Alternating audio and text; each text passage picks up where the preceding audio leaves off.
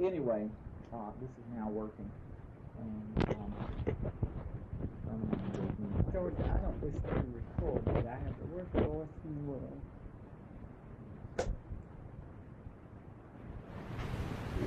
what was it like before you got married?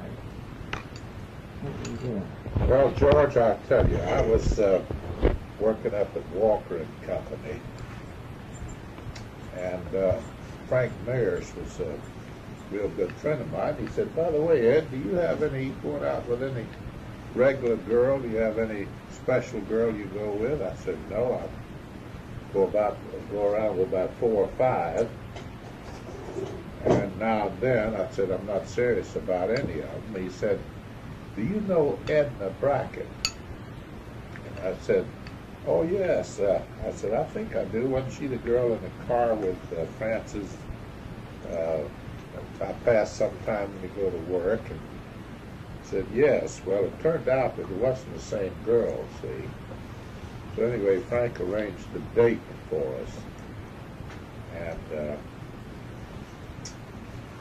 we were all 4 of us supposed to go to the beach, and then the last minute, Frank and Francis called up and said they couldn't go.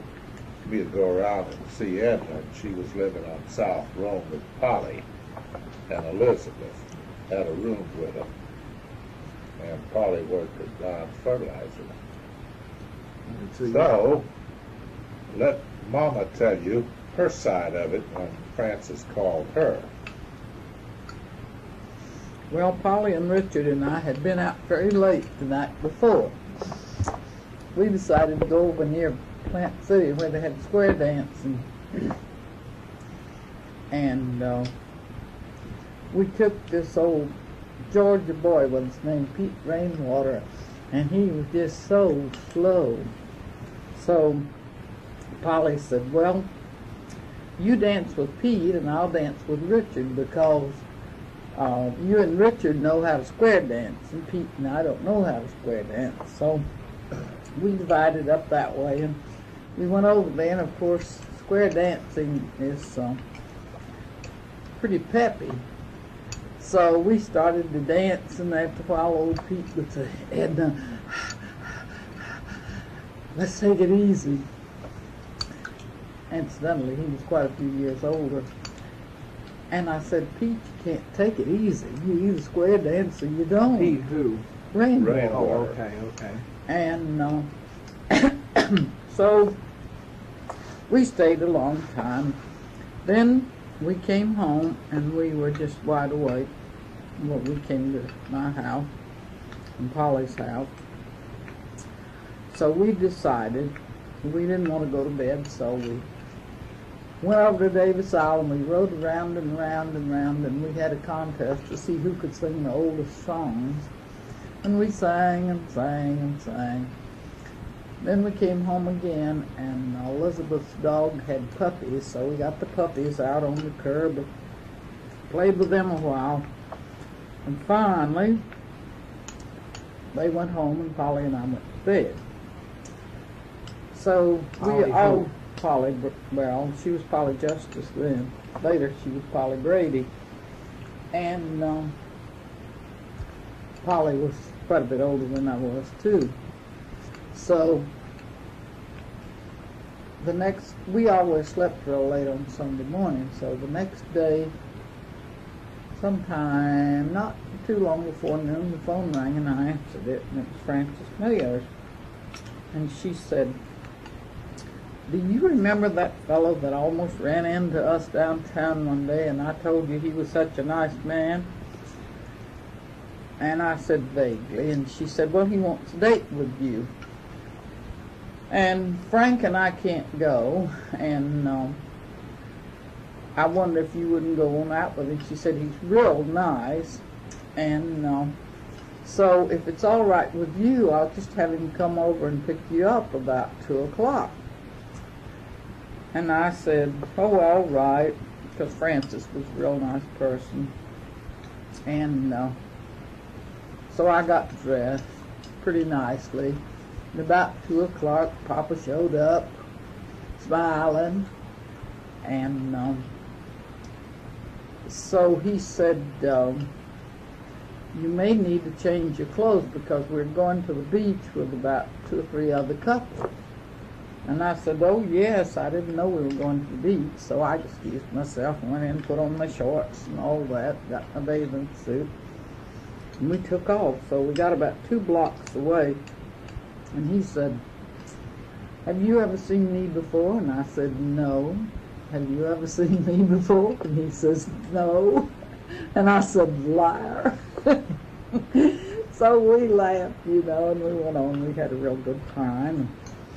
I guess we liked each other real well, so we went to the beach with these couples, and we went home with them and ate watermelon and this and that.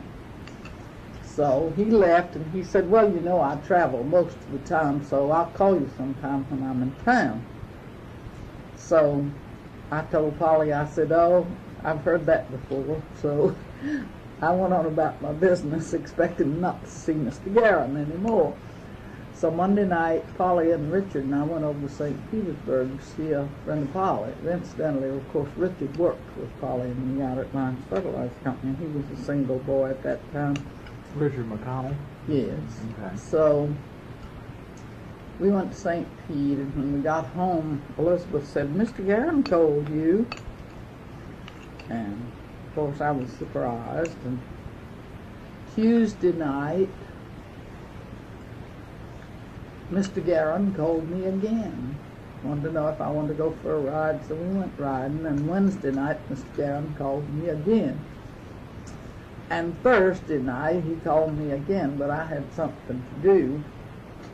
So Friday night, he called me, and he said, let's go over to see Francis and Frank. And I said, all right. So we went to see Francis and Frank. And he said, you know, I have to go down to Minnesota Key this weekend to check on the refrigerator I sold. And said, the old bachelors that live in the place told me anytime I wanted to come down and bring my friends to come on. So wouldn't you all like to go down there this weekend? They said, oh, sure, we'd love to go. So we all went to Minnesota Key. And we had a lot of fun out of it because it turned out these 3 men were nudists. So we were sitting around the table talking, and they started giving us literature on the National Sunbathers Association, all that. And so everybody was mum except Frank Ayers. You know, he was rough and ready old Frank. He said, oh, he thought that was an excellent idea. So he thought he'd just go down on the beach nude. Of course, nobody lived around me. Wow. Ed said, nobody's going to get me to take off my clothes and mixed company. So anyway, next day we woke up, and I've never been bitten by sandflies like that in my life. I thought they were going to eat me up before we left to come back to Tampa.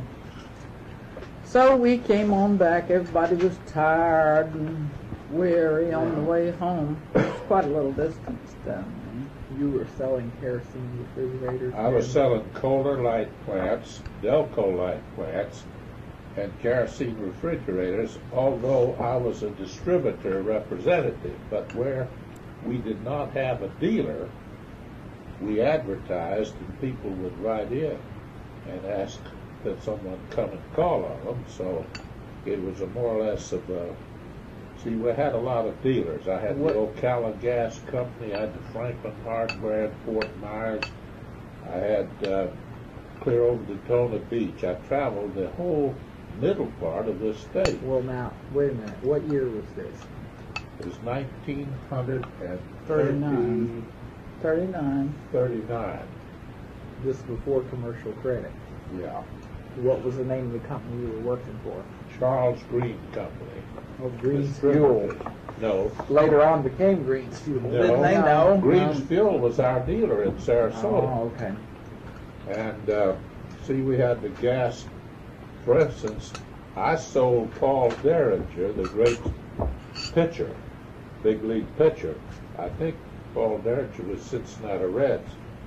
I sold him for all of his apartment houses that he built on Lido Beach. I sold him gas refrigerators for Green's Fuel. And naturally, that gave me a big wholesale order fee. And where we didn't have dealers, I tried to develop dealers. And where the country was wild, for instance, I've sold kerosene refrigerators to the Seminole Indians. And where we didn't have dealers, we sold direct. And I remember when income tax first came out, Edna and Polly and I just heard about it, and I said, oh Lord, I don't want to violate the law. And you remember we rushed down to the post office, and I sent my tax return in the last minute. What kind of car were you driving then? Well, they furnished me in a Dodge coupe, and I did everything. I collected. Mr. Green financed all of the payments. Whenever he could, he did his own financing because he wanted to make the interest, and he had enough money to do so. He also had a yacht that he leased to the crew of Gasparilla and the society people of Tampa, and I'd help him with that, where we'd take them out, you know, right near the big pirate ship. You've seen that coming up the bay. So I had a loudspeaker equipment, which we used for political places, like Senator Claude Pepper spoke on my loudspeaking system that I set up in Claremont when he was a United States Senator. And I also, when the farmer, I'd go there to collect the kerosene refrigerators, nobody home, and 9 times out of 10 they would run the still way back in the woods. So I would turn on the music, play the music, turn the loudspeaker up, and then call and say, this is your friendly kerosene refrigerator salesman from Charles Green. And of course, they naturally knew I was down there for the money. So after a while, they'd emerge from the woods, you know, husband and wife, you know, and they wouldn't say where they'd been, but they were probably out there because there wasn't any really money in Florida then, and everybody had a little still. They made a little moonshine and sold it. That was, in fact, they had so many up here in Pasco County that they had to be careful they didn't try to sell to each other. So that was the work that I did, and then I got a job with Walker and Company, a finance company, and when I had that job, then your mother and I, after a year and a half of going together, we got married. And I had played for the Junior Chamber of Commerce baseball. We had a team in Tampa, and I broke my leg. It's called a Potts fracture. There are 2 bones in the leg, and I broke one of them, sliding into third base. This is when you were still dating? Oh, yeah. Was Mama at the baseball game? No. No, I stood her. I actually stood her up. What happened? I don't know. I was going like a house afire, and I was looking for my baseball shoes, and I couldn't find them, and I put my golf shoes on. They have cleats in the heels. Baseball shoes have smooth heels, but cleats in the toes. So when I slid, the cleats in the heels caught, and the leg doubled up under me, and I had a bad ankle, and also the bone was broken. And I still tried to catch, and I still stole home base, and the pain was excruciating. So terrible, I laid down in the grass, and I laid right in the ant bed. You laid down in the grass.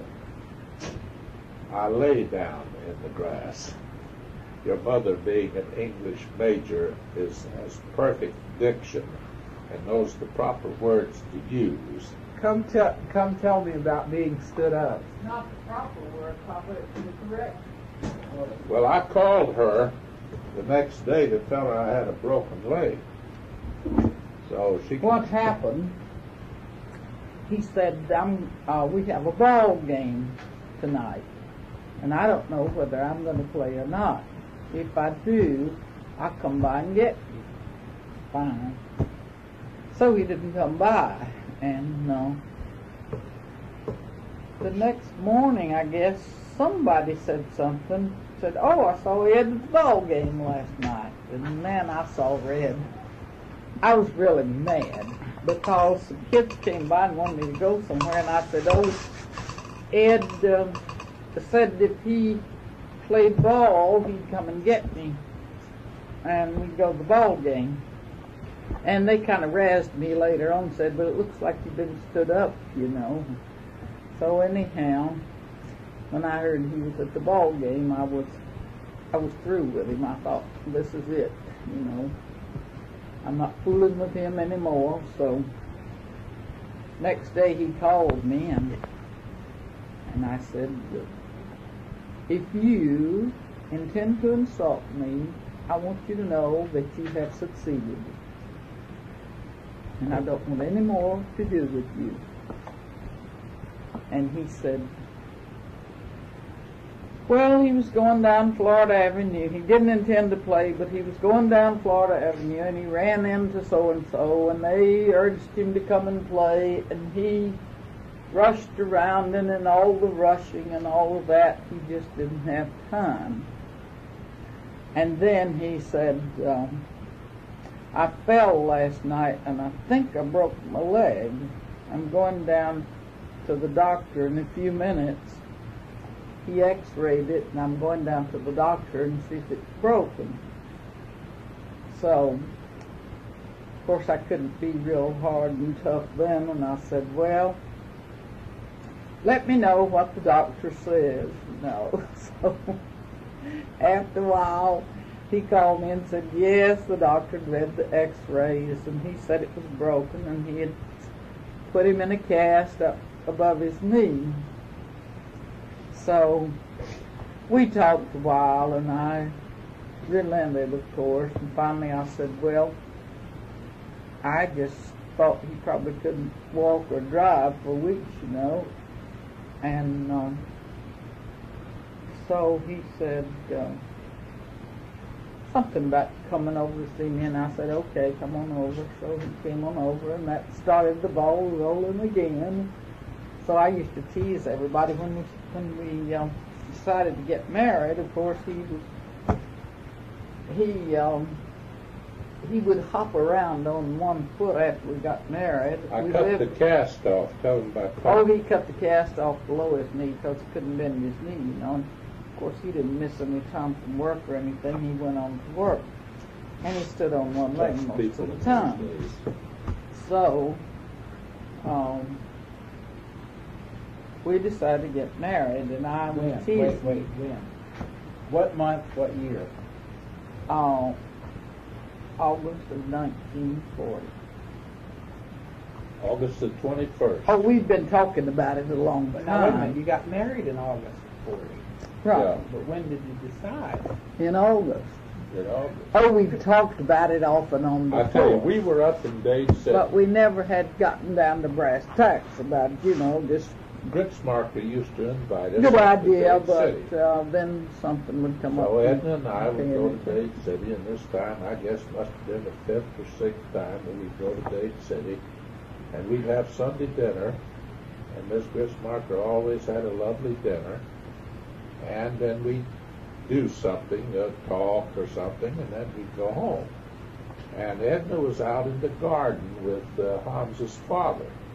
They always had a nice vegetable garden and flowers. The house over Where on the Palms is 301. now. Right, where the palms The is. garden was where the Palms Motel. Right. Hotel used to Up be. the street. Up there. So Just old across Hans the- says to me, he says, you know, Edna is a wonderful girl. I said, I sure know it. She sure is. Says, it just wonders to me why some fella don't really marry her. And I said to myself, well, by golly, About time. where the heck have I been all the time? And so, as we went home that night, going back to Tampa, I proposed. What kind of car were you driving? Ford. He had a Ford, I a had mule coupe by that time. Edna used to come by on Saturdays. I'd get a haircut on Saturdays, and Edna'd come by, and I'd let her use the car, see, and she'd drive around. This was before Well, that. actually, when I did that particular time, I was looking for a place to live because Polly and Elizabeth's mother had come home. And there wasn't room for me there anymore, and I was out looking for a room because in those days, single people didn't have apartments and houses. They lived in one room. Mm-hmm. Sometimes they got meals where they lived, and sometimes they didn't. So I was looking for a place to rent. I didn't find anything that day, but later on, Miss Flynn, I got invited to go live with Mr. and Miss Flynn. No, first I went to live with the one by Knights. The Knights over on South And then was Rome. Mrs. Clinch. So I got a room over there for quite a while, Then you got a place at the Villanova. and that's where I lived when we got married. Right. Where were you living?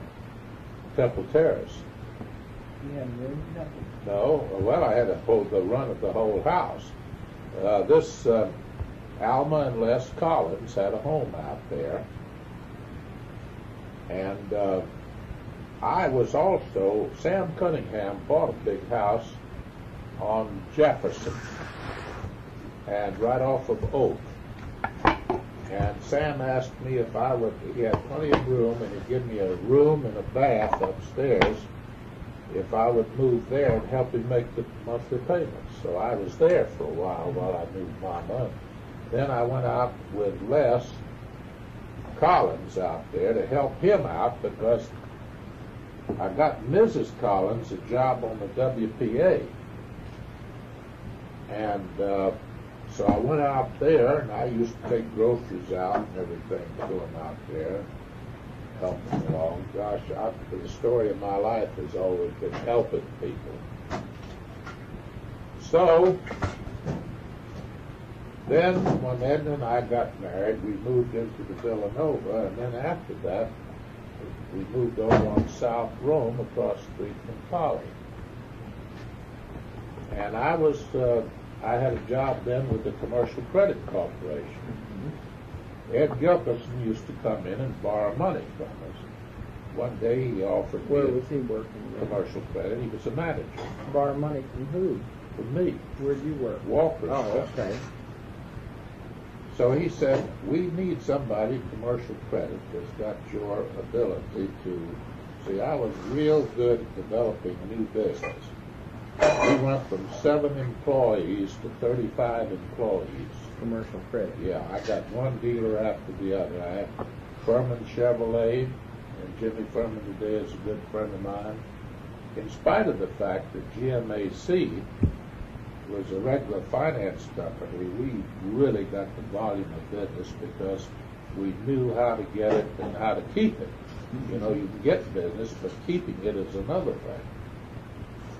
And they were such good dealers, and they had such good salesmen working for them, and we put them on the honor system. And if they were talking to somebody on Saturday night, and they sold the car Saturday night, the rest of the finance companies would say to the salesman, well, you'll have to take their application and wait until Monday morning before we can approve it. It'd be about Monday noon before they could get the car. Mm-hmm. Well, I didn't operate that way. I told the salesman and the sales manager, I said, now I'm putting you on your honor system. You know good people as well as I do.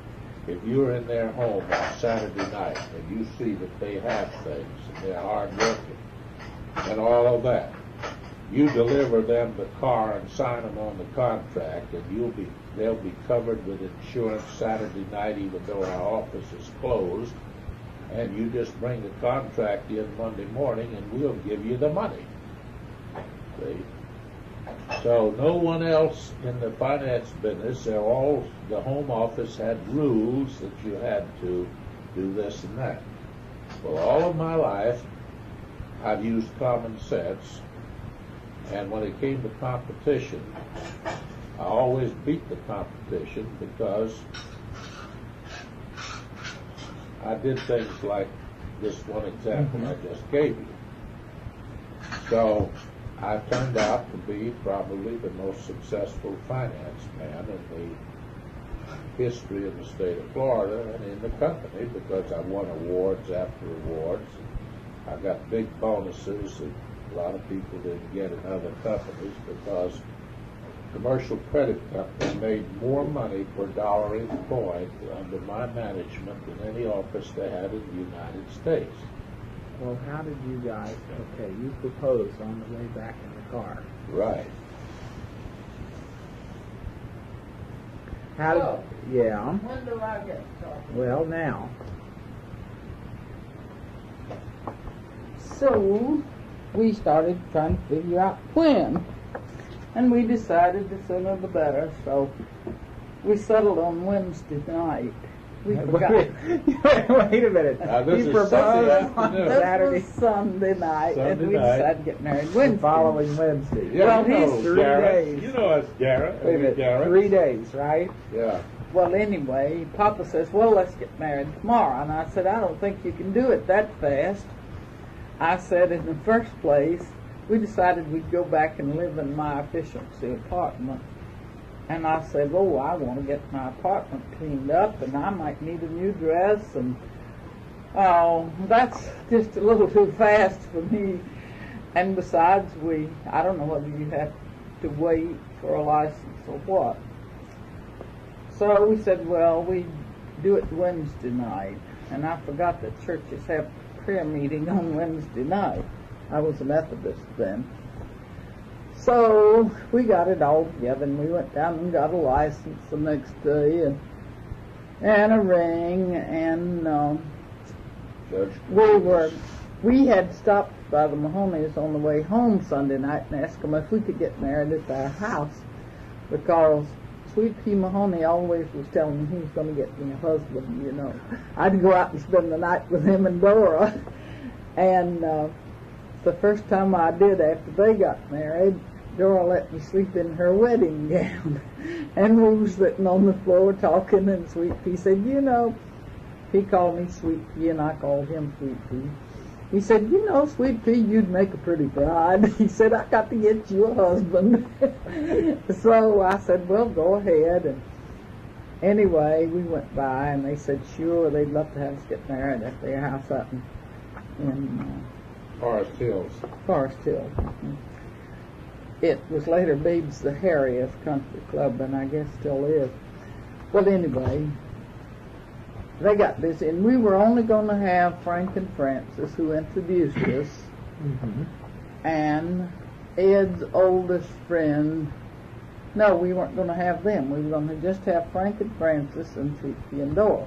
Well, Dora called me and told me this girl that worked with me was going to die if I didn't invite her.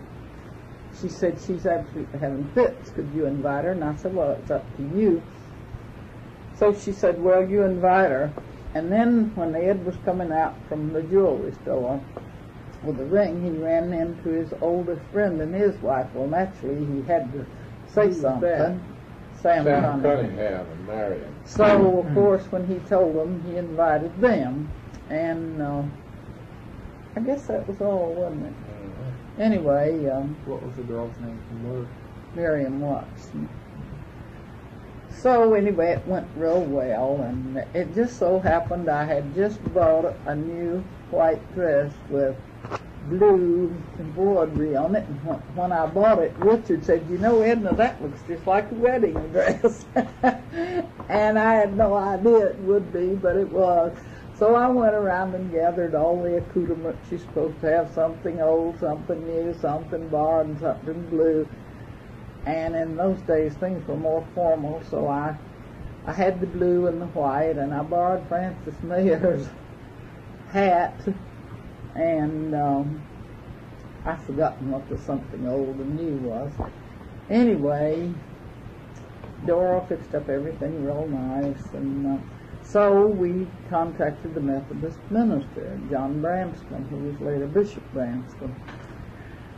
And he said he'd be glad to marry us, but it would have to be after 9 o'clock after prayer meeting. So we said, well, all right. So there we were, waiting for the preacher at 9 o'clock at night, but he got there promptly and got married. So in the meantime, of course, we didn't have money for a honeymoon or anything, and Ed was at work. I was on vacation, but he was working. So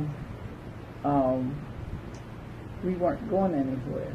And somebody dropped a hint to me and said, where are you going to spend the night? And I said, well, we're just coming back to my apartment. And he said, well, you better not, because the kids have really got a lot of plans to really harass you all tonight if you go back there. So we asked Sam and Marion if we could spend the night at their house. They had a big old house. So they said, sure, they had a spare room. Well, we left there, and of course I was driving because Papa had a cast on his leg and all that. We had to outrun him. So, drive. You know, wait a minute, you got married with your leg in a cast. Right, standing on one foot. And I told him, I said, don't you tell people later on you're only half married. Well, anyway, I really pulled a slick trick on them. They were just flying down Florida Avenue trying to catch up with us, and I just turned off the lights and turned into a motel behind the main building. And man, they were just going down Florida Avenue, about 3 cars trying she to was catch driving up, like Lucky Teeter. trying to catch up with us. Or So we gave them the slip. a race driver. Then we rushed over to Marion and Sam's. Told them not to tell anybody we were there. We parked the car in the back, well, nobody came there. But the cute part of it was, I was tired, trying to get ready and everything. And Marion wouldn't go to bed. So we sat there at the kitchen table until, I think it was 2 o'clock in the morning. And of course, shy young bride, you might say, I wasn't about to say, let's go to bed. And I waited and waited and waited, and my head was practically down between my legs. And I had a headache and everything, and Marion was just sitting there. She was just talking. And she just would show no inclination whatsoever of being sleepy or going to bed. So finally she said, well, I guess we better go to bed. And oh, Lord, I thought, thank the Lord. She's not going to keep me up all night.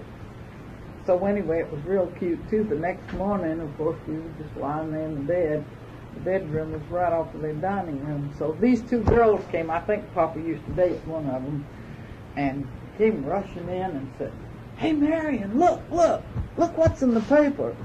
She said, what? Said, Ed Garren got a marriage license. She said, oh, I know. Said, there they are.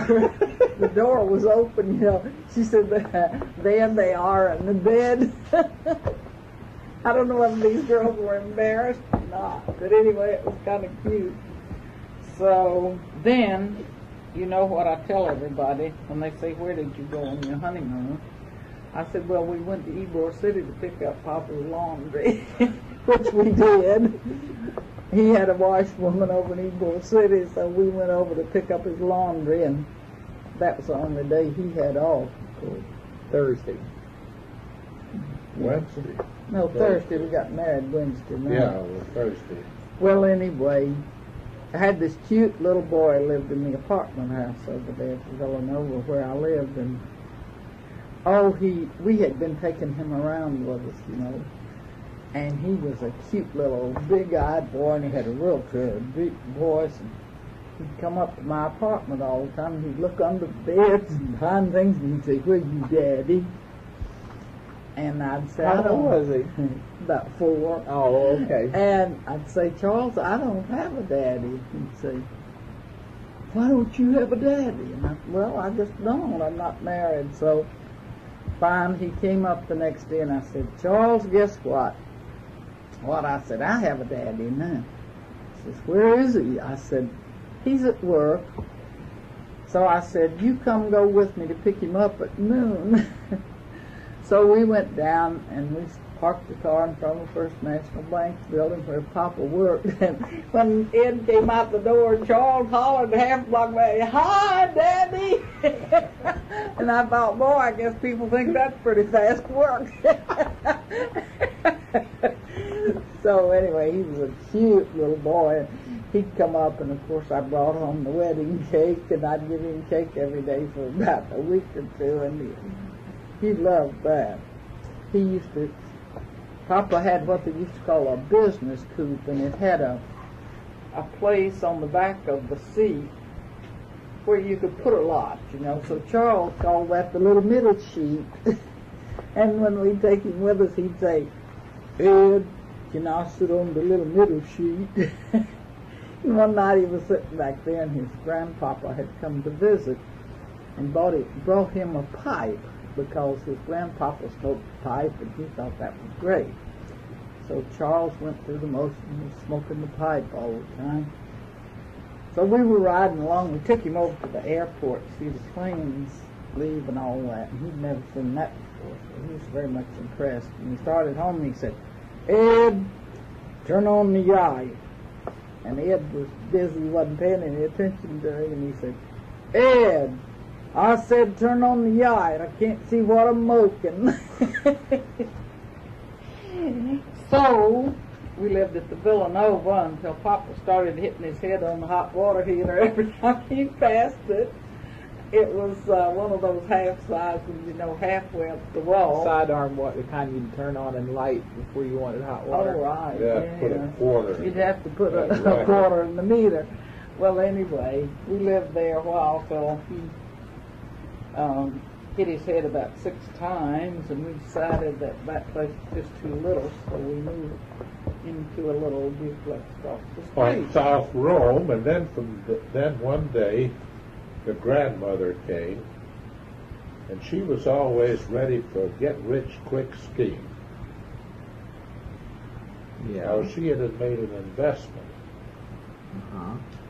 and the investment turned out to be nothing at all. So she was all broken-hearted.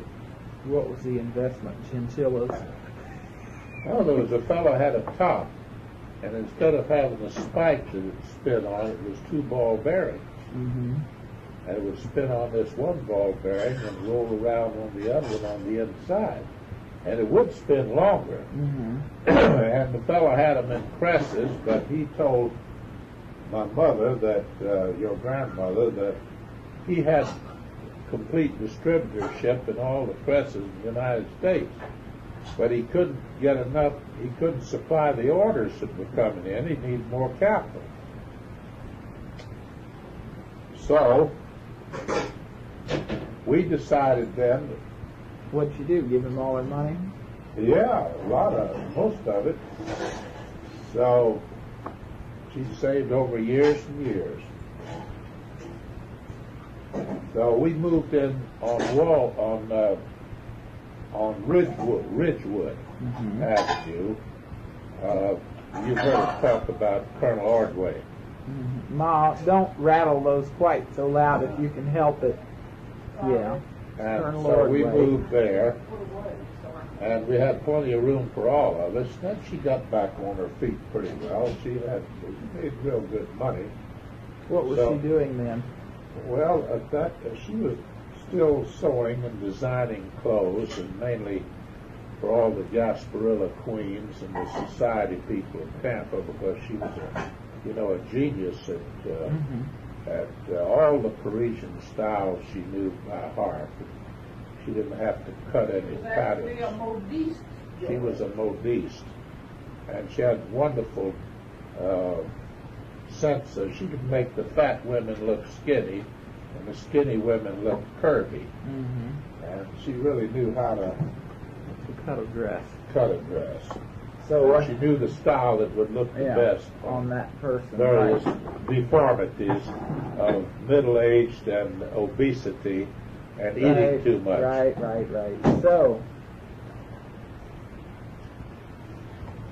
So anyway, so what happened? Well, that was it there, and then of course, Well, the no, war she. came Wait along. a minute. She was living with you. And on Ridgewood, right? Right. What happened? Well, then she decided to go and live with a friend of hers by the name of Mrs. O'Berry in Palmacia. Ms. O'Berry was a very wealthy woman. She was all alone. Her children were gone. She and your grandmother, my mother, were real good friends. And so she went there to live. So then your mother and I took a smaller house. And then On Osborne and Central? yeah, the Okay. Cinderella house is what they called it. It was built by Tampa Electric Company.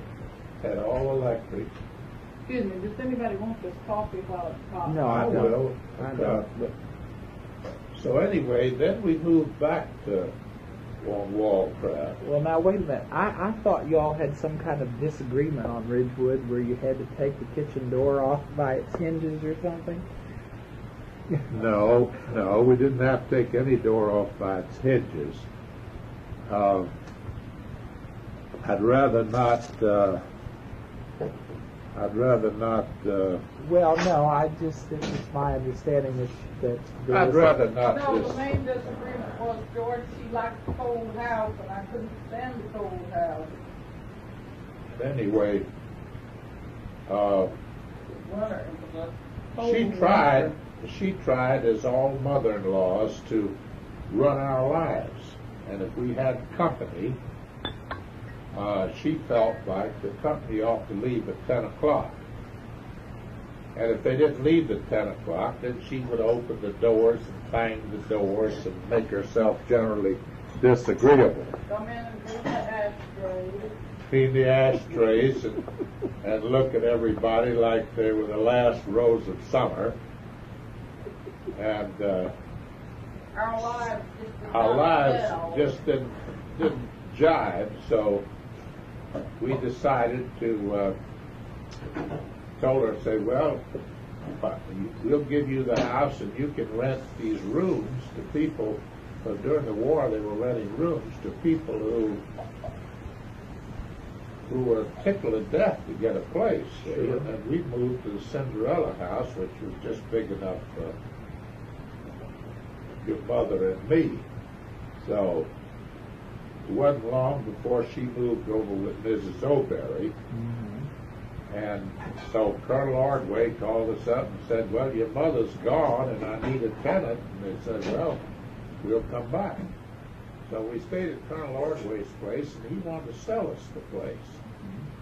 And he made us a real good price, but I took the baseboards off and I went up in the attic and I found termites.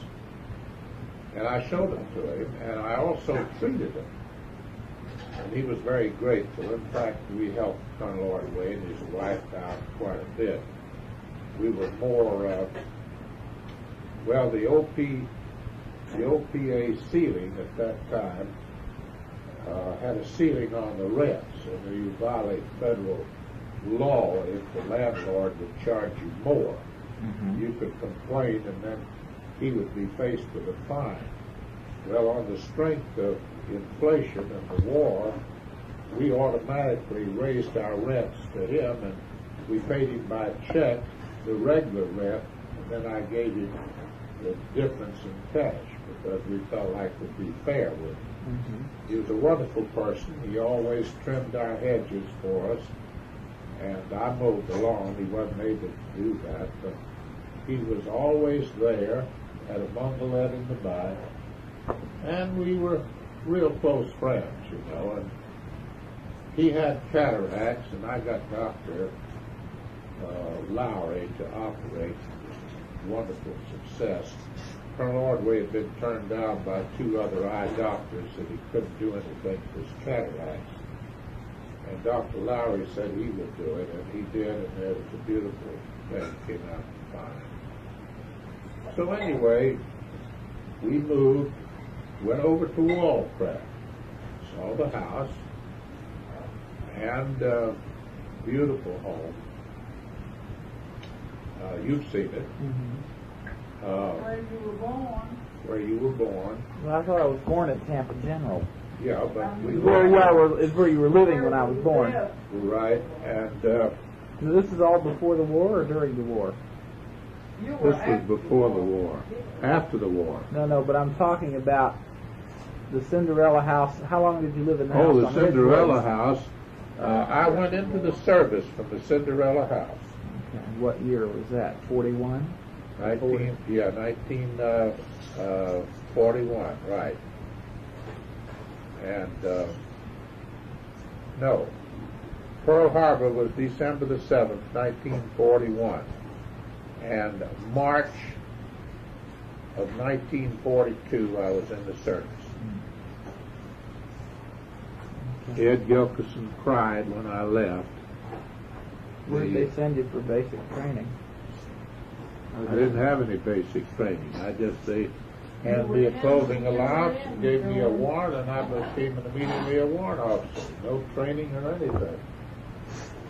Where did they See, send I you? had Drew previous Field? Army Yeah. at Drew Field. From the 3rd Air Force to Drew Field. Oh, you were in the Air Force, not Right. the Army. I was in the Air Force's Navy, PT boat skipper. I came out, Sam Cunningham and I bought an 18-foot cabin cruiser that had a converted Star automobile engine. Still had the clutch. You had to push on the clutch and take the gears to change the propeller. Speed from reverse to forward. It was a conversion. When you did that. And this was before the war. And Sam and I bought the boat together for $87.50 from a man by the name of Mays that had to dig a well on the island in the middle of, right next to the middle of the channel as a turning in the Tampa Channel. There was a little island and there was a shack on there and a beachcomber, and he wanted the well done, so he had to have a boat to take his equipment out. And the boat was just put together with baling wire. And Sam Cunningham, I was the engineer because he didn't know anything about motors. And Sam Cunningham and I volunteered that boat for the Civilian Harbor Patrol, and I was a lieutenant junior grade, and we patrolled the waters of Tampa Bay to prevent sabotage. Then I went to the 3rd Air Force. Sam got in first, and so I had to go to the steamboat inspector and pass an examination to pilot boats of 54 tons, up to 54 tons, navigate and pilot, both the engines and everything. Now, mind you, George, all my experience with the boat was a Star motor, and the little experience we had with that old junk boat. So Sam came Sunday night with a warrant officer's uniform and told me how easy it was to get in. So he gave me this book, and I studied the book Sunday and Monday night. Tuesday afternoon, I went down and took the steamboat inspector's examination and passed with high honors and got my certificate. Wherewith the following day, I went over to 3rd Air Force and presented Major Bruton. He at that time was a second lieutenant. He was there, though. Yeah. How long have you been there? Oh, just a few months, and I presented him with my credentials and made application to become a warrant officer for Air Sea Rescue.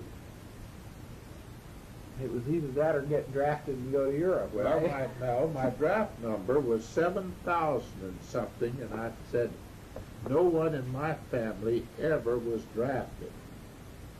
And so I volunteered, but when I didn't hear from them, I got impatient. So Perry Wall, who was a former mayor of Tampa, Perry Wall was head of the draft board. So I went down with him to see him and went next door with a friend of mine to join the Marines. This was before you saw Sam Cunningham. No, this was after, because the application, they didn't process the application. For the Nobody warrant called officer. me. For the warrant Yeah, officer. Lieutenant Bruton, Cisco, said, we'll call you right away. Well, the time went by, a month went by, a month and a half, and I got impatient. I said, well, boy, with this, I'll just volunteer. So we went in, this fellow Hoffman and I, went to school with him. We went in at 4 o'clock in the afternoon, and he took Hoffman first. And he come back and said, you two guys want to be together? And I said, oh, yeah. He said, well, come back in the morning, and I'll take your application, and I'll send you all out to boot camp together. You're not related, are you? No, we're just real close friends. We want to stick together. He says, I'll mark that down. Fine. So, at 1 o'clock in the morning, at the Cinderella house, a knock came, and I woke up, and I went to the door. Mind you, all this time, I was shining my shoes. You know, I'd never shined my shoes. Did you? But I was shining my shoes as psychological of being back in the service. Right. Did you have a phone at the Cinderella house? No. Oh, okay. So here's a telegraph man that says, report to the 3rd Air Force. Cisco Bruce. So at 1 o'clock the next day, so the next morning I went back to the Marine recruiting place next door to the draft board up in the First National Bank building. And I told the sergeant and showed him the telegram. He said, well, in this case they have priority. I told him I'd made application, I hadn't heard from him, and I was impatient to volunteer that no one in our family and so on. So I didn't really have to go to see him, but I did explain him what happened. So out to the 3rd Air Force I went. What happened to your friend who went in the Marines that you would have Was been killed in Tarawa. Who? Where? Tarawa. In the Pacific. Yeah. So you might have gotten, was his whole unit killed or just? Well, just about 3/4 of them. They went in on the beach with the first ones, you know. So you might have been there too if you hadn't. God bless Cisco Bruton, right? Well, somebody is to be blessed. So anyway, the Lord being thankful to the Lord. So anyway, they set me down under Lieutenant McLaughlin, and he was a tough cookie. So the next thing, he gives me this 85-footer with all the telegraph controls and everything. Let's see what kind of a guy you really are about boats. Now, mind you, I've never seen a boat like that before. Twin Packard engines. He gave me the no, this wasn't Twin Packard. This was Paul Scott. Each one of them was their slower boat. It was 85 feet long and 640 horsepower each. See, a PT boat has Packards 1,350 horse.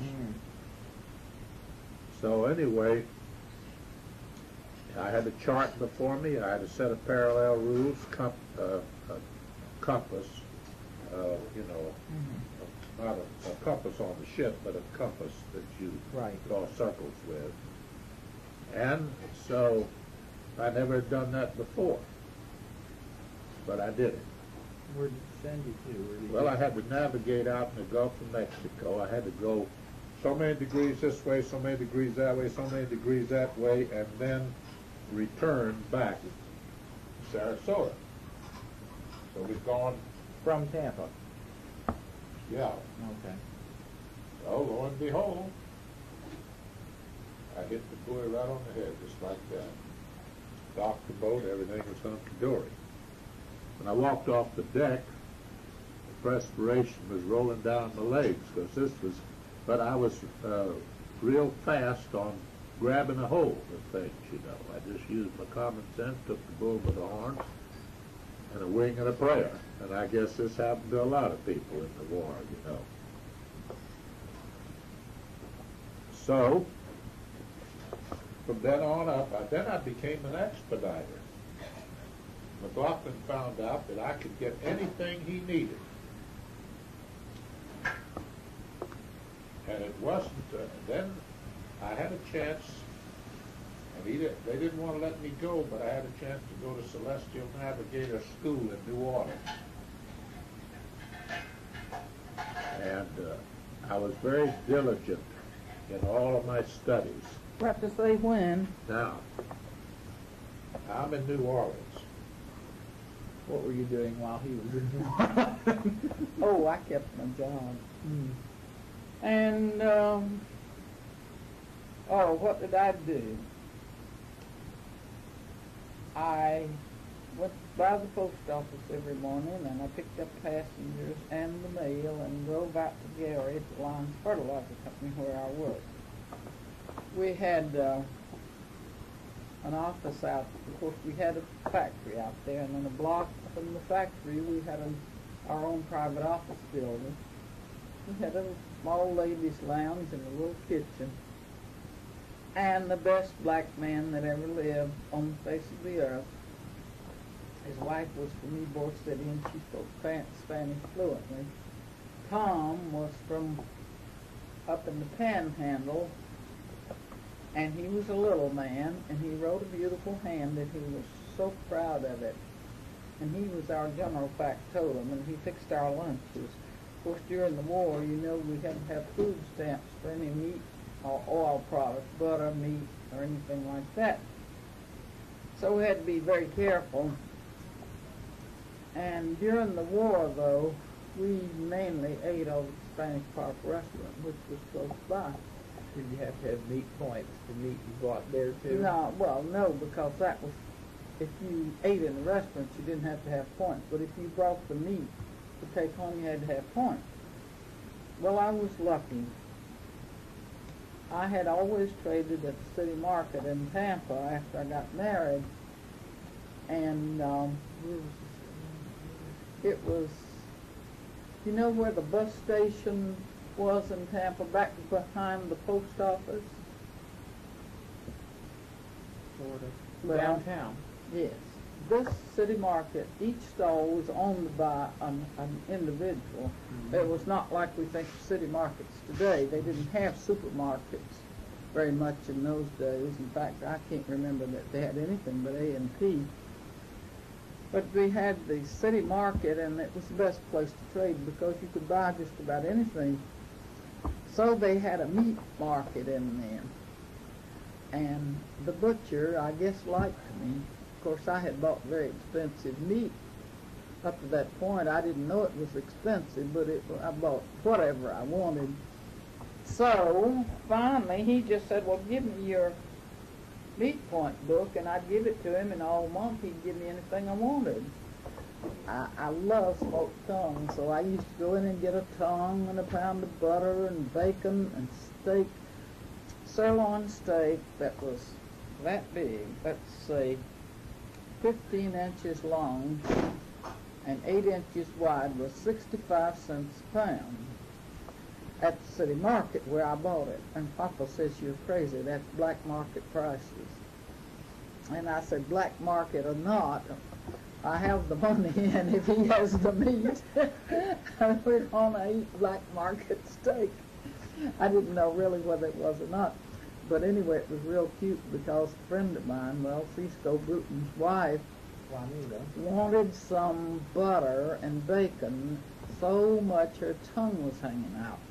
And I said, well, come on and go with me. I'll get you some. So I went down to the city market, and I told Mr. Ritter was the butcher. You suppose he's related to Don? Maybe so. So I went in there, and I got her. I asked her what she wanted, and she told me she didn't get a couple of items. And she went out of there with her tongue hanging out. She couldn't believe that I could just walk in and buy anything I wanted. So anyway, on that score, another little incident happened one afternoon. She and I went up to buy some ice. You know, people didn't have ice-making refrigerators. Right. That's right, in those days. And our old refrigerator didn't make much ice, and very fast, so we wanted ice, and we went up to the ice house to get the ice, and I discovered I'd left my pocketbook at home.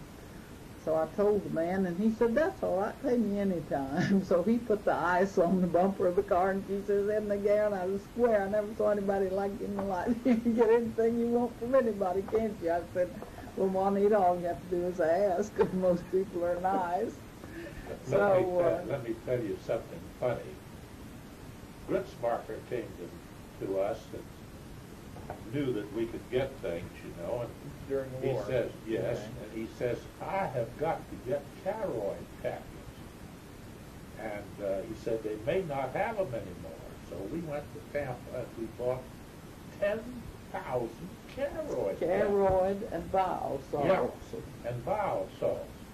And I said, well, Hans, what are you buying all that? He said, well, normally I wouldn't tell you, but says my entire family suffers from constipation. And if we don't get these things now, I don't know what will happen to us, you know. He says, we always take everybody in the family, right on down the line, the kids and everybody always take 2 or 3 Caroid tablets before they go to bed. And says the next morning everything is fine. But if we don't take the Caroid tablets, we're in trouble. So then we bought him 50 pounds of coffee, see. We got him some coffee. But to interrupt you, then he asked you what we took. Remember? Yeah, and I took. And he says, nothing. He said, you mean you don't have to take anything? And Ed said, well, no, I never took anything like that. He couldn't believe it. He was raised up in the country. It used to be, when I was a child, that everybody, and my mother was a victim of it too, because some woman told her, says, if you don't give your children Calma every spring and every fall, they'll be sick. It's what they call taking a round of medicine. And Richard told me that his wife said the same thing after they got married. She said, well, yes, she said, she was from Kentucky, and she said, well, I guess it's time for me to take a round of medicine. And Richard said, well, Peggy, what do you mean by a round of medicine? She said, well, every spring you have to take a round of medicine to purify your system. And he said, I never heard of any such thing in my life. You never had either, right? No. I had heard in the country people used to say they ate a mess of poke salad every spring to purify their blood, but it was such horrible stuff. I never ate it. It really tasted about like spinach. Yeah. I love the greens, but I didn't want to eat poke salad. Now, you wouldn't believe this, kind. George, but there were some areas, Stanley Cochran's first cousin, Tallulah Cochran, taught us in the 4th grade. She was a wonderful teacher. We remembered, all the class remembered Tallulah Cochran to the end. She was the one that told us about Nanny T, how they took Nanny T for various ailments. And Nanny T is nothing more than goat droppings boiled in hot water and strained through a cloth, and you gave the child who was sick, a glass of warm Nanny Tea, and it would cure anything from housemaid's tea to fallen arches, dandruff, and everything else. See? Remind me to tell you the little joke about the Nanny Tea. I'll tell it now. Oh, we don't want to waste this telling jokes. Well, you've already started, so you Okay. might as well. Well, this is, of course, is a joke, but I always thought it was real funny. This little black boy was skipping down the alley one day, and he had a paper bag in his hand, and it was kind of rattling. So a little friend came skipping out with him and said, "What you got in that sack?" He said, "I got smart pills." He said, "Well, what's that?" He said, "Well," said, "you eat a couple of these smart pills and you get smart." So the little boy said, "Well, how about giving me a couple?" He said, "No, cost you a quarter." So the little boy ran home and got his quarter. And of course, this was just goat droppings he had in the bag. So he came back and gave him the quarter, and he gave him the 2 smart pills, and he ate them, and he said, you know what? He said, them smart pills, I said, taste just like goat manure. The other one said, see there, you're getting smart already.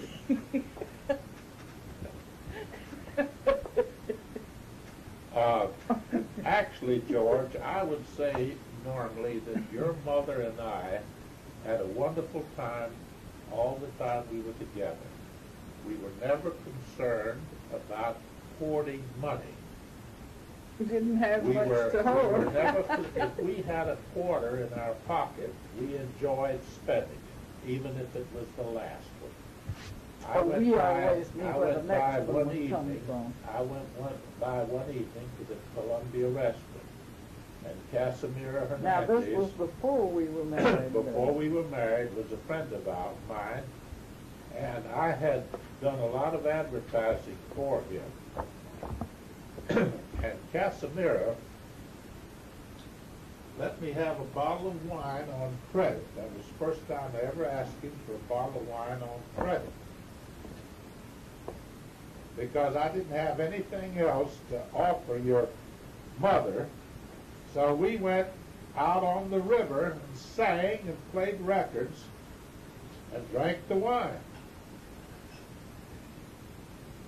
But we were the kind that never...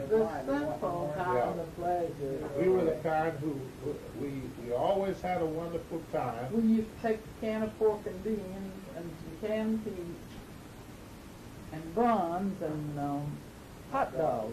And took them out on the And go out in the river. woods somewhere and cook and eat it. On the river. It was... In fact, that's where we fun. was on Pearl Harbor. We had the radio out there. When we heard Little the battery news of radio. Pearl Harbor. We were on the Hillsborough River out in Temple Ferry. Near Hannah's World. And we hurried up and came through Sulphur Springs, and in those days Sulphur Springs was alive, and there was a newspaper board there already hawking the extra, Pearl Harbor had been bombed.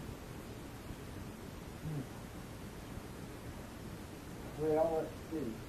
Has your machine run down? No, it's still got some more tape. Well, now, you met the Brutons. What brought y'all together as friends? The Brutons? Yeah. My standing up for him when they were going to railroad him. And there was the chief of staff, the full colonels, all there ready to dump Cisco as commander of the boat squad. Why? Just because they had a lieutenant colonel that they wanted to replace Captain Bruton with. He had come back from North Africa. So he was in there, and they introduced us. All of the warrant officers were there, boat skippers, about 25 of us. And I got up and asked this, I said, sir, what experience have you had with boats?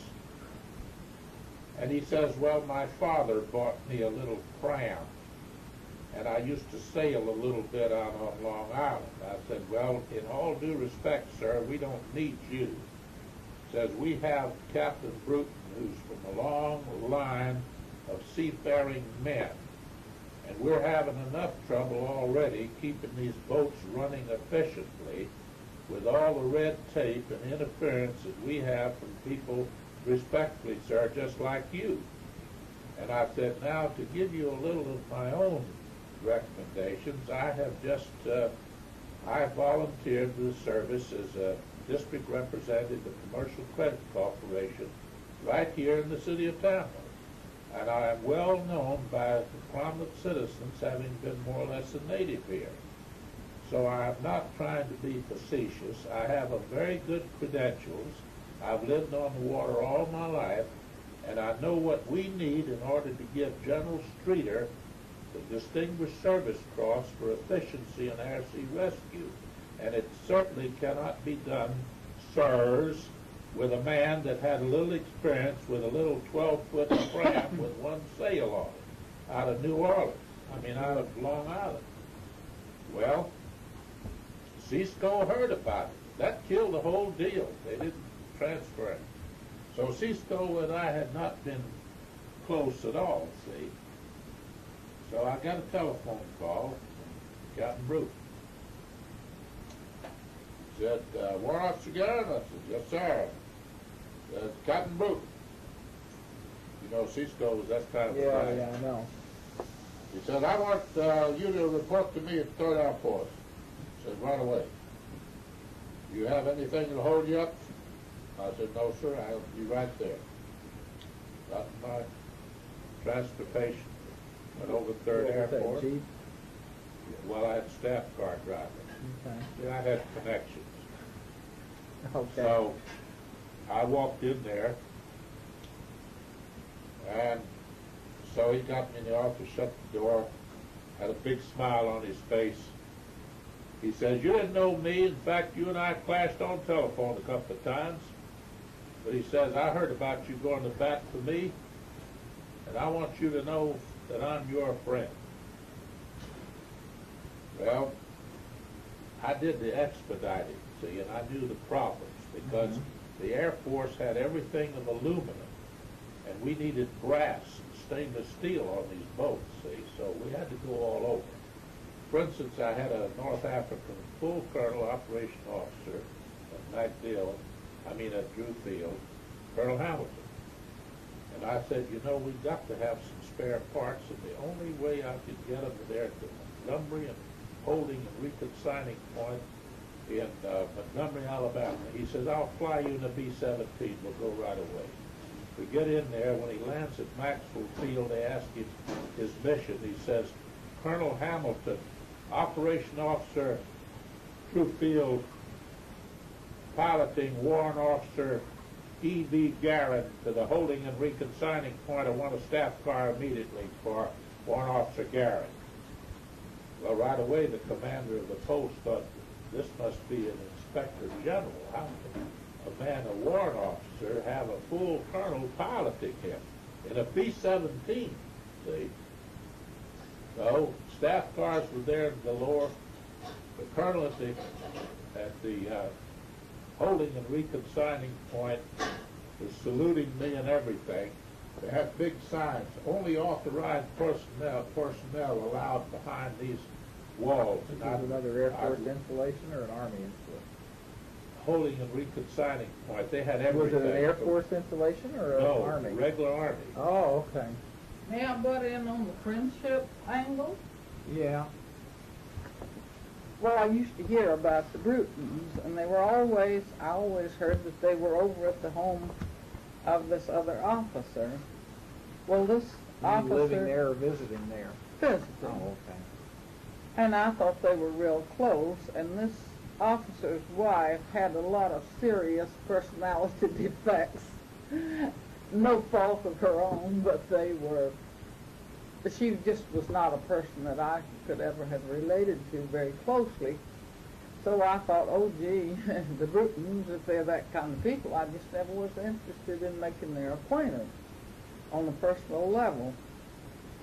So somehow, in spite of everything, finally, one evening I did, and of course Juanita and I just hit it off right away. And later on, we became much closer friends than they had ever been with anybody else in Tampa. And we discussed it one time, and she said, well, you see, I would just let Ed go when a group was meeting, and I didn't go.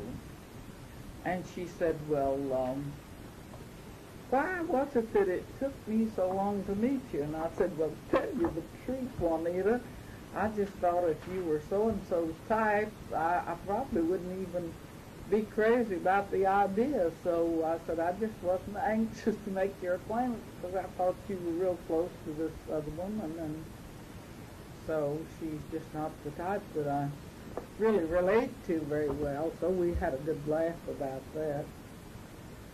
And, of course, in due time, we got to be better and better friends until she died, and until Cisco died, and then Juanita died. You talking now about, we're close to her you sister. talking about Nisha. General Douglas MacArthur landing at Leyte and walking on the shore. I want to hear You could have the rest seen, of you this. could have seen me walking in the supply room with the colonel saying, yes, sir, to me, you see. And I'm pointing, we want this, and we want that, you know, and he had secretaries write that down, and I'm all this, and I'm going through. A lot of times when I see Hogan's Heroes, you know, I think of today's. Well, I had just the general attitude, see, and I was promoting this and that. In fact, I took over $5 million worth of radio equipment away from the Russians. And I took... 2 tankers, as I remember. Yeah. Well, anyway, we expedited. Then when all this paperwork got through Washington, then they wanted to find out who did all this. I got out of that one too, see, because I was so facetious. I wrote the orders on a tally out. A tally out is what you ordered, mops and toilet paper and things like that, because that was the only thing I could get my hands on. See, we were orphans, see, sort of orphans. Although we were Air Sea Rescue, well, to make a long story short, General Streeter did win the Distinguished Service Cross.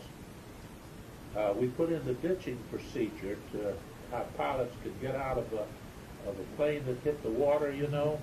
We did all that. We taught them to rescue. We did a lot of air sea rescue work. We rescued a lot of people that would have drowned.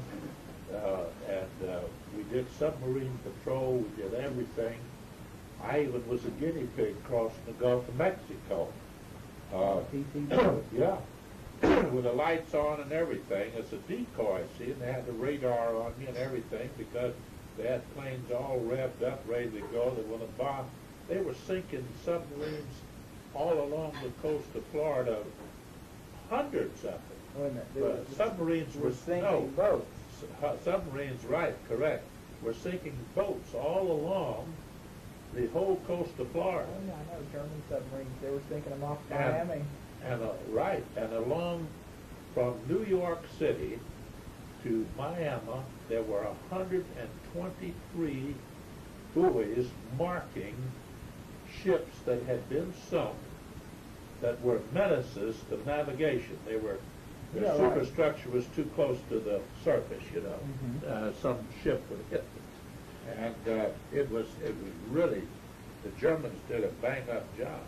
But when I went into Norfolk, Virginia one night when it was dark, with no recognition signals, I hadn't gotten a thing, I hadn't got clearance from the Navy, I went right into Norfolk, into the Norfolk Navy Yard, all around to Portsmouth, and never got even challenged. And I thought, boy, if I was an enemy submarine, I would have duplicated the same thing that they did at Scapa Flow.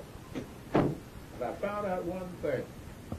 In wartime, if you are bold, you get them. There was Patton. Patton was very bold, you know. He moved when they didn't think he could move. And this is the aggressiveness. And this is true of life.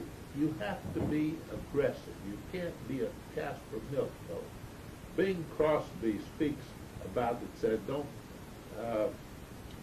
latch on to the affirmative, eliminate the negative, and don't be Mr. In-Between. And this is the thing that is the key to success, not only in wartime, but in business and life, as long as you're ethical. I always believe in being ethical, and I find that even in spite of the fact that you might be at a disadvantage by being ethical, somehow or another, when it's all balanced up, you come out the winner. Well, now, somewhere along in here, you went up to Toccoa, didn't you? Oh, yes. What year was that? Well, when I was, I was injured in the war and everything, and I went up to Oliver General Hospital, and I found out that I was 2 days early, so I went by Toccoa and met. Now, I understand that you called Mama up to find out exactly where relatives were and who they were and how to get in touch with them. And no, I knew where they were. Well, you tell me what happened. When he was ready to be mustered out of the Army, he had an injury to his eye that needed attention. So the Army sent him to Oliver General Hospital in Augusta, What year? Georgia, 45. Okay. So, no, it was 46. Jeannie was born in 45. Yeah, it's He 46. was still in the Army, 1946. So he went there, and as he says, he discovered he was close to my home territory, so he went up to Toccoa to see my mother, Velma, and Ann, and I guess Jimbo was away in the Army, wasn't he? Had Yeah. you ever met any of them or heard? No, Oh, yes, you had. Ann had come down and stayed with us. Ann had, And but I so never. had Jimbo. Yeah, but I've never met. Yeah, but he hadn't met Louie. my mother because she was, no, she hadn't had the stroke then. Yes, Well, she anyway. had. She was in bed. That's right, she had the stroke the day after Jeannie was born. She was in bed. She had had a stroke. In fact, she stayed in bed 7.5 years until she died. So he went up to see them, and he called me and told me he was up there. And he met Velma. Had you met Frances? No. Oh, yes, you had. Oh, yeah, had she been and to Velma Fran- had come down. She had been there. You had met all of them except Mother. Right. So, I don't know what they did up there, except I think Frances collared H.L. and had him drive her all over the countryside one night, didn't she? She and Velma went with me. We went down and got some beer. See, we had to go somewhere and get some beer. They didn't sell beer in Toccoa. And we had to go and get some beer at a bootlegger's place there in Toccoa. And it was 25 cents a bottle, I remember, because I didn't have a lot of money with me, you know. And they gave me the best bed in the house. Was it the house we were living in on Yeah, Pine Street? right. And they also gave me a wonderful, Velma cooked a wonderful breakfast of bacon and eggs. I thought it was Grits. country ham. Well, maybe it was country ham, but it was mighty good. Biscuit. Biscuits. And we enjoyed it. They Good were old so Georgia happy. breakfast. I sat and talked to your mother for about an hour. And she was very interesting, and we had a real nice talk, and I was glad I went What there to was see her her. full name? I never even got name. Nancy Garner. Her maiden name, believe it or not, was Nancy Louisa Victoria Adeline Brackett. Where'd Brackett come in? Well, that was my father's name. She married my father. Well, I thought, no, wait a minute. Who was Painter? He was a first husband that she was married to for a short time. No children. Okay. I What? didn't know that. See, I didn't either. I'd Well, always. it's ancient history. I didn't know. Well, what happened? I didn't- What was Mr. Brackett's first and full name? James Edward. Brackett. Well, what happened to him? He died during the flu epidemic of 1918. Did they own their own property?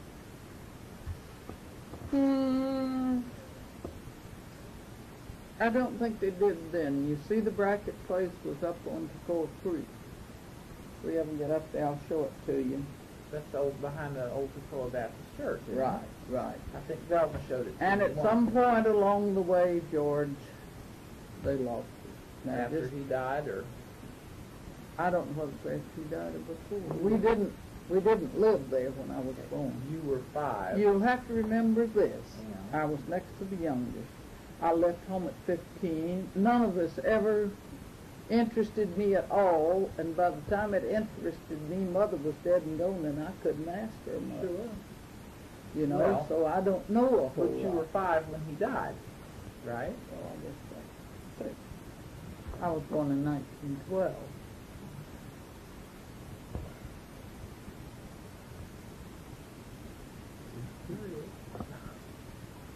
Well,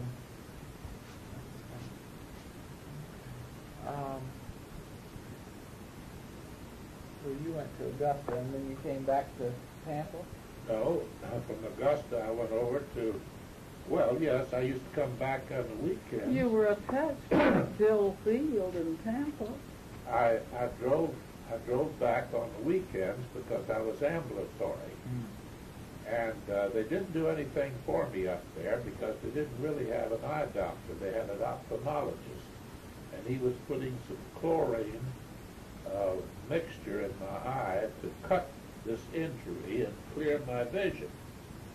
Well, I decided then, as commercial credit called me, Gresham called me and wanted me to come back to commercial credit.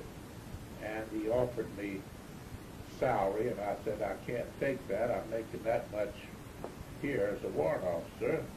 I have obligations. So he agreed to do that, and I again said, well, how soon can I get a raise, see? I mean, our lady, remember? No, he said 90 days. I said, well, fine, I'll get out right away. So I applied to get out, and I went to with Dr. Roddenberry, drove him up to Atlanta, and went to Fort McPherson in Atlanta, and was discharged. They had an eye doctor there, didn't have one there, so they made me sign a waiver to get out of the service that I'd make no claim on the eye, see. Well, I signed the waiver to get out because I had to, and everybody said to heck with it. And then as my eye got worse, I went over to Bay Pines and I told them the whole story, and they operated on. Then they wanted to talk to me about a pension. They operated on it. What year? 1947, wasn't it? Yeah, 1947. I didn't know that either. It was the year I was pregnant, you remember? And Pete Prevost came and stayed with me during the hurricane, and I guess it was 1947 before Martha was born. Right. So I got my glasses, and they operated, and it was, of course, they never could help the vision because the growth had already crossed the pupil. So he turned it back so it would grow this way instead of across What was the it, pupil. cataract? Well, it was like a pterygium, but it was a pterygium as a result of an injury. See? So anyway, I told him I didn't want a pension. I thought I could work and earn a living. If I ever needed them, I'd call on them, see? So I guess I called on them when I got the hernia, and you know the rest of the story. Well, now, another thing I'm curious about. What 1947, the girl was born, what month and day, and also what was her name? April the 3rd. Martha Edna Garren, The day before Papa's birthday. April the 3rd. Because the doctor and I used to kid when he told me she was due on the 3rd. I said, oh, well, we can put it off till the 4th. That's my husband's birthday. I said, the 4th is my husband's birthday. And he said, well, would you like to put it off till then? And I said, without saying yes, with saying no. And she was the only one that was born exactly on the day that she was supposed to have been born. So, Tampa General? Yeah. Well, now, Jeannie was born at Drew Field, right? Right. And you were born at Tampa General. General. And the doctor for the two of you was Dr. Herbert Locke in Tampa. A very sweet and dear man. Well, let's see, by that time you were on Wallcraft. Right. Still. And, Jeannie came in, I said, well, Jeannie, you got a little brother coming home from the hospital. He runs out to the ambulance when they're bringing the baby in and mama in, and he said, he said, he's just that little. He said, sure is little. He thought he was going to have a playmate right off the bat. little did you know. Speaking of that, Jimmy did a real funny thing one day. You know, on Wallcraft, we always had at least 3 pregnant women in that one block. So there were always babies on the way and babies arriving. So Mrs. Carroll next door was pregnant, and this was before you were born. So Jeannie and I were talking one day, and for a long time he said he wanted a Dee Dee baby, which meant he wanted a girl because he liked Dee Dee Carter across the street. And then Reggie down the street was born, and he couldn't make up his mind if he wanted a Reggie baby or a Dee Dee baby. So finally, he asked me what happened to his little sister, and I said, well, the Lord wanted her, Jeannie, so he took her to live in heaven. And he said, well, do you think he's going to take this baby? And I said, no, I think he'll let us keep this one. So Jeannie was going down the street, and Joe Carroll came out all puffy, and he said, Joe says, we have a new baby. And Jeannie puffed up, and he said, well, he says, we're going to have a new baby, too, because the Lord don't want this one.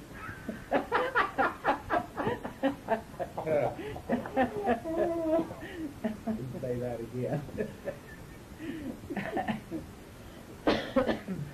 Well, what was life like on Wallcraft? Oh, it was wonderful. See, we had a lot of women the same age, and you know that was a very long block. It really was 2.5 blocks, but being on the circle of the Bay Shore, it was a long block, and we had a lot of young mothers on the street. And we had a Halloween party for the preschoolers. One time we had 35 kids, and they weren't all there. And you don't remember the Houstons. You missed all the fun. The Houstons, vaguely and briefly. The Houstons were real good friends of ours, and of course they had 2 girls and a boy, and Alex was a hellion. He was the oldest one, and Alex was very hyper, and Jimmy was very quiet. And Jimmy would come to the house, and he would ease in. Nobody locked doors in those days, so I would hear a little bump or a thump, and I'd investigate, and Jimmy would be sitting there playing with Jeannie's toys, not saying a word, not making any noise, just sitting there. So one time Jimmy came to the house, and he had a bandage on his finger. And I said, Jimmy, what's the matter with your finger? And he said, Alec cut it off. And I said, you mean he cut your finger off, Jimmy? He says, yes, he cut it clearly off. Of course he didn't. He cut it, but Jimmy said he cut it clearly off. So Alex was a hellion. He'd climb up on the roof. Medora had a maid, you know, and Alex drove her crazy because anything Alex could think of, he did. And of course the maid had no control over him whatsoever. And then Medora, of course, was a typical Southern lady who talks so slow, you know. Reminded me of that story about the girl from Valdosta. Have you heard it? No. Well, the girl from Valdosta went up north. And of course everybody up north was always remarking about how slow she talked. So one day she said, you think I talk slow? You ought to hear my sister from Valdosta. Why, she talked so slow. One night she went out with this fella, and before she could say she hadn't, she had. So we always love to tell that about Southern girls. Anyway, Medora was a great person. And still is. Valdosta said before she could say no, she done got married and had 6 kids. Well, anyway, so slow. Medora's husband was much older, of course, and incidentally died young, but they were divorced at the time. Then we had Reggie, who was a Kirkconnell. We had the Carters across the street who had from anywhere from 2 to 6 children, because when they moved there, they had 2 of Skip's brother's children. Their mother had died of polio. And the Carters had Bobby and Wanda, and then eventually had Dee Dee and, I've forgotten the last one. She was born, I think, after we left. And then we had, across the street was Lee Bronkin. You know Lee. Lee Bronkin from Genuine Parts. And, the Farnsworths. And the Farnsworths had 4 or 3. Let's see, Webster, Pat, and the girl. Sounds like you never should have left Tampa. I question that quite often, and of course Jeannie had forwarded. I didn't know that until recent years, but he can't understand why we ever left and came to this. this place. Well, anyway, we had a good time there, and Papa and I played bridge, and we were good bridge players. We had the Houstons we played with. And Dan and Edna Miller lived up on McDill, and Mrs. What was Polly's mother's name? Miss Landry and Polly lived next door. It was mother and daughter, and they were excellent bridge players.